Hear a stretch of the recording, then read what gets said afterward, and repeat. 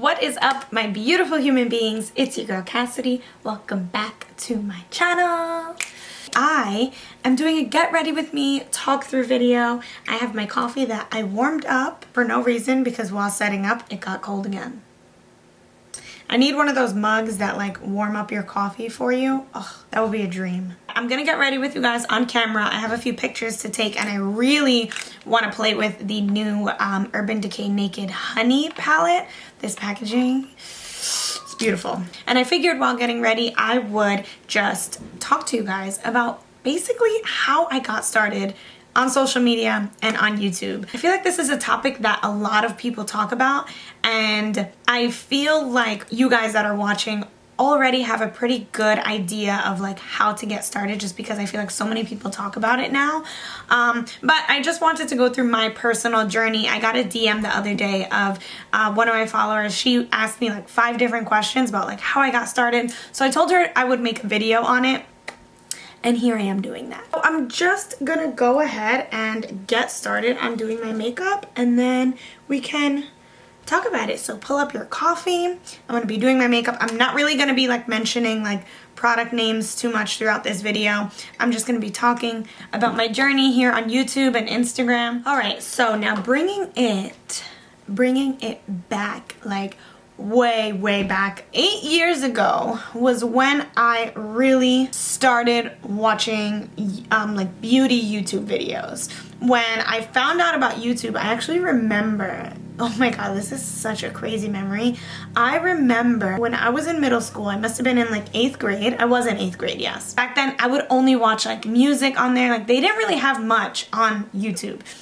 It was really like just for music videos. And then I started watching beauty videos like around in high school, and I was always into like beauty and fashion. That was always my thing. Going in with this palette, I'm taking the shade Swarm, which is like the light kind of honey brown, and I'm just gonna put that all over my crease just to warm that up there. Basically, I had discovered YouTube, and then later in high school, I want to say like my junior year of high school, I started seeing like girls create these YouTube videos, like tutorials. Like back then in high school, like the mermaid waves was like such a big thing. So I wanted to know how to get like, I had really long hair, so I wanted to learn how to get those really beautiful mermaid waves. And I just ended up looking up a tutorial or finding a tutorial somehow through YouTube. And one of the first people that I found was Nicole Guerrero. I've been literally watching her since day one. She's still my favorite YouTuber. She's like I feel like she's the realest girl on YouTube. I loved watching her videos. I became so obsessed with watching her videos. Like I would like be so excited when she would put a YouTube video out. When I first found her, she already had a few videos, but I just remember that like I binge watched all of her videos and I loved her personality. I thought she was like so real and so funny. And since I was already into makeup, this kind of just like catapulted like my interest in makeup. I was like, oh my gosh, like everything that these girls were doing, like I wanted to do it. And I always told myself like, I think I can do this. Like, you know, why can't I? But to me, it seemed at the time, it seemed so far-fetched. Like I was like, I don't even have a camera. How do you even put videos like this together? Like how do you edit? I had no idea how to do any of that stuff. And I literally thought I would never learn ever. I was like, there's no way I can do it. Fast forward, I graduate from high school, and then that, I want to say it was like that summer, or actually in my first year of college. I think that's when I first started my YouTube channel. This was in like at the end of 2011, the beginning of 2012, which is so crazy. I can't believe it's like about to be 2020. Like what? Anyway, it was the beginning of 2012, so I started doing YouTube videos a really long time ago, but I'll explain like, you know, whatever, the details later.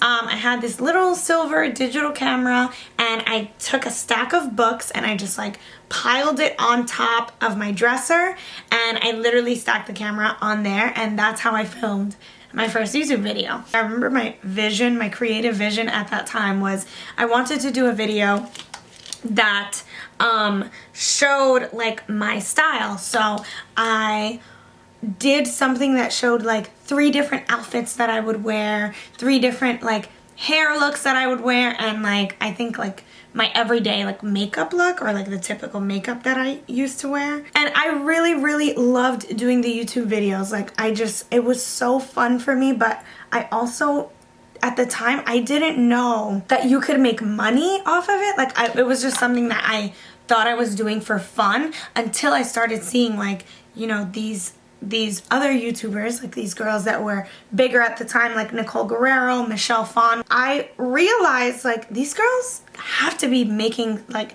some kind of money off of this. Like I was like, it has to be something. I had no idea how, like I didn't know anything about it. So at first I was kind of just doing it for fun.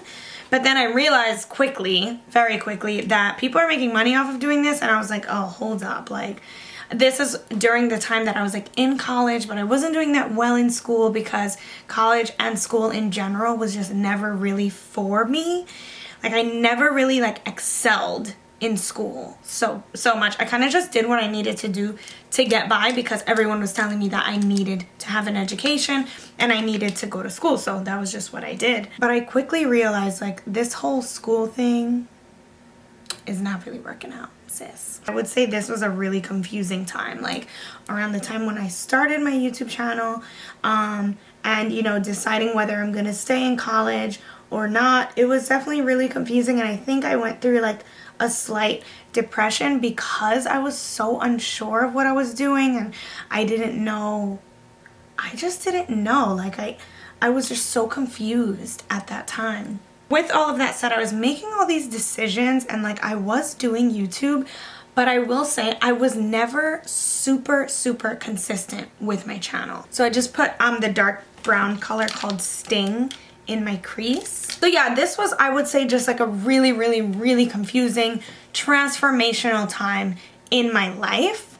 And I kind of went with the wind for a few years.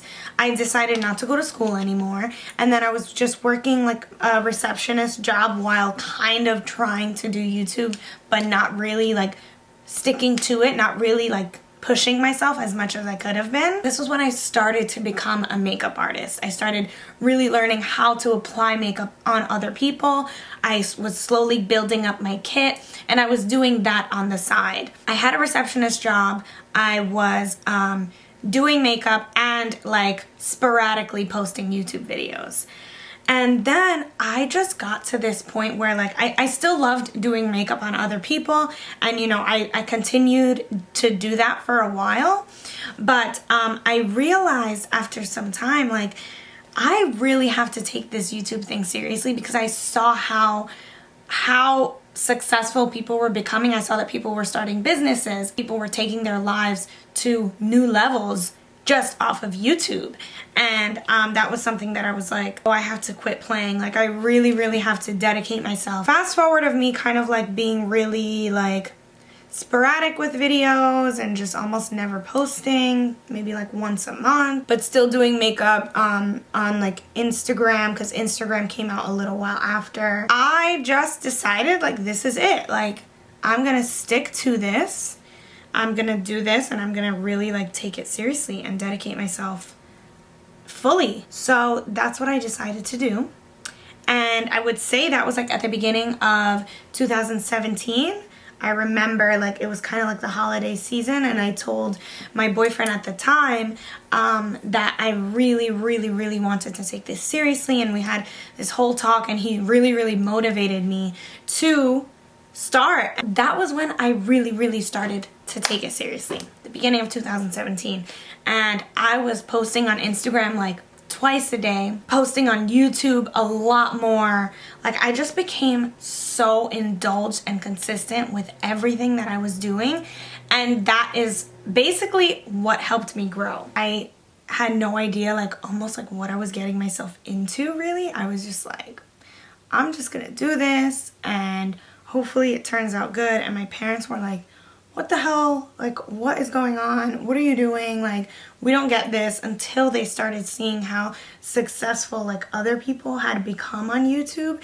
That's when people really stopped like questioning me, or, you know, like just giving me a problem about like taking my life in this direction, because it just didn't make sense to them at first. They were like they didn't get it. So that was really hard to deal with, because at the time it's like it wasn't a really popular job to have. Like blogger or like YouTuber wasn't something that everybody knew about. I feel like now like a lot of people know, like, oh, okay, you're an influencer, okay, yeah, like, you know, they get it. My parents were like kind of freaking out. I'm actually really proud of myself for kind of being stubborn at the time, because it led me to be here today, and I've learned so much and I've gained so much. I'm gonna hit pause on the story time and I'm gonna cut this crease because I cannot do this while talking. I actually ended up cutting my crease and doing my brows off of camera. I used the Brow Ultra Slim by Maybelline. I love this brow pencil so much. Move on to my face. I'm using a new primer lately that I really like. It's by Il Makiage, and it is the No Filter Poreless Base Smoothing Primer. So that was pretty much how I got started. Now, as for the business side of things, because I feel like that's something that you guys would want to know about as well. I had no idea how to start making money on social media. I knew that you couldn't make money if you didn't have like a somewhat of a following, you know, like I knew that unless you had followers, you were not making any money. And that to an extent that is kind of true still. But I will say the good thing is that the hardest part is building that first 10,000. Like the first 10,000 is the hardest. But I quickly learned after that once I started to become consistent was when I really saw my audience grow. And it was so crazy because I was like, I would always think like, oh my God, I just can't wait till the day that I have like 5,000 followers or 10,000 followers. And the more I pumped out content, the more I engaged with my audience and like commented back, making sure I was like answering your guys' messages. It's so crazy how that consistency and just getting in that headspace helped my channel grow immensely. And same thing for my Instagram. I became like a machine. That was like all I wanted to do was take pictures. I was posting on Instagram twice a day. I do not do that anymore. But I was posting so much on Instagram and it was so great. I used the NARS Natural Radiant Longwear Foundation, and for concealer, I'm using the Fuck I'm Flawless Concealer from Il Makiage. I love the like luminosity that it gives my skin. I know it can be challenging for someone who is just starting, and also, side note, I'm obviously not like a pro at this. I'm not a super famous YouTuber, but I make with what I have, and to me, it's also about like, it's very important to be grateful for what you do have. I don't have a huge following, but I feel like the people that do follow me feel very connected to me, and that's because I really make it important to just stay connected with you guys and make sure you guys know that I'm a real person just like you guys. Like I go through the same things. So I feel like although I don't have the biggest following, I have a really great connection with my subscribers, with my followers, and I'll forever be prideful in that versus, you know, paying attention so much to the numbers. And of course, I'm human. Of course, it can be discouraging sometimes if I don't see myself growing the same way other people grow. But when you start to compare yourself to other people on YouTube, that is the beginning of your downfall. And I don't say this to be dramatic, but I only say it because it's so true. When you start comparing yourself to other YouTubers, you start comparing yourself to other people's growth, it just means you're not focusing on your work. It means you're not focusing on your videos, and you're not focusing on the subscribers that you do have, on the people that are watching you. Even if it's 5 people, focus on them and focus on what those 5 people would like, what you think those 5 people would enjoy. And what do you want to give to the world? You know, those are the questions that you have to be asking yourself. Not, how do I get more followers? That's like, you can't, you know, you just can't. It takes work. You have to put in the work, of course. But when you are putting in the work, you have to be asking yourself those questions. You have to be asking yourself the questions that are like, what can I bring? How can I help these people? You know, how can I make my platform better by being myself? What am I most interested in that I want to share with the world? That was a really, really important lesson that I needed to learn when I first started, because obviously, you know, I did kind of find myself getting into this trap where I was comparing myself to other people, and I'm like, why aren't I growing as much? But it's so funny because when I was doing that was the times that I wasn't being consistent, and the times that I wasn't focusing on my work and focusing on what I was creating. So it was very easy to become discouraged, because instead of putting in the work, instead of focusing on what I can create, what my subscribers want to see, I was focusing on somebody else and what they were doing. And if I was doing the right thing to blow up or get famous, and it's just like, I very quickly realized, like, oh, that's not it. That is just not it. I'm gonna go ahead and put this beautiful gold shade called Honey on my lid. For anyone that wants to get started and your question is like, well, how do I partner with a brand, or how do I get invited to events or things like that? What you need to do first is you need to focus on your content before jumping to getting invited to events, getting PR, that stuff is not going to get you famous. That stuff is not going to help you grow. What's going to help you grow is your content, the quality of your content, being consistent and really putting effort. What do your followers want to see? What do they like? What do you want to give to them? And then once you see that you're following, I'm using the Butter Bronzer by Physicians Formula. Once you see that your following is growing a little, you see people are coming to your page like for advice, or, you know, like asking you questions. Where did you get this? How can I do this? Like, you know, once you kind of see that people are interested in what you have to say, then you can focus more on like the business side of it, because you're like, okay, that's when you can realize like, okay, people are listening now, you know, like I have a little bit more of like a voice, I want to say. So basically, I want to read you guys the DM that I got the other day, because she had a bunch of questions. This is Color Me Bad XO on Instagram. She's like one of my favorite followers. She always like DMs me, and like she's just really sweet. She said, how did you start? She wrote a bunch of questions, but she said, how did you start? So I told you guys how I started. I was just really interested in like makeup and anything beauty and stuff like that. What brand reached out to you first? And I can honestly say I have no idea what brand reached. Oh wait, oh my gosh, I do know what brand reached out to me first, because I remember being like, oh my god, this is like the first thing that ever, but it was like it was so stupid. Oh my god, I'm gonna tell you guys now, and this is actually another piece of advice that I have to give you guys. The first brand that reached out to me was like this jewelry brand, and I remember they commented on my picture saying like, oh, we would love to work with you, which, by the way, is so annoying and so unprofessional when a brand comments on your photo saying, we would love to work with you, DM us. It's like, if a brand wants to work with you, they are going to email you. At the time, I probably had like 4,000 or 5,000 followers, and they were like, yeah, we would love to work with you. You know, all you have to do is pay. We'll give you a code for you to buy one of our necklaces. You'll get one of our necklaces 50% off. And then once you buy the necklace, you can post, like, you know, do a post with the necklace and like stuff like that. Can you believe, like, okay, one thing I'll say is, if a brand wants to work with you and they are a legitimate brand, you should never, ever have to spend money. They will send you product. As influencers, we need to realize our value. Although I don't have the biggest following at all, I do have people that when I buy something or when I show something on Instagram, they really listen to me. And there are girls that are like, where did you get this? Like, I want to buy this. This is so cute. Or like, wow, this lipstick looks so good.